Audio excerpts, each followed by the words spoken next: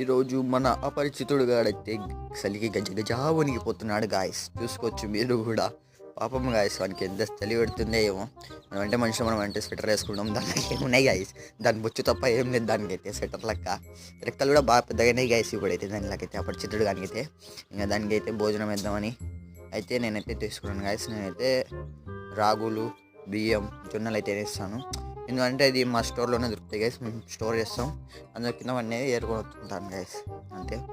నిన్న పప్పులు ట్రై చేసినాను గైస్, అవి పప్పులు అయితే తినలే. ఇంకా దాని ఇల్లు చూసుకోవచ్చు గైస్, ఎంత బాగుందో. నేనే కట్టినాను గైస్. ఒక ఇల్లు కానీ నచ్చితే ఒక లైక్ వేయండి.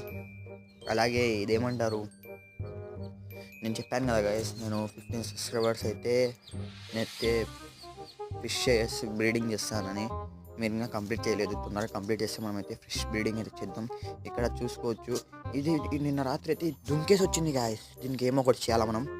Like see you.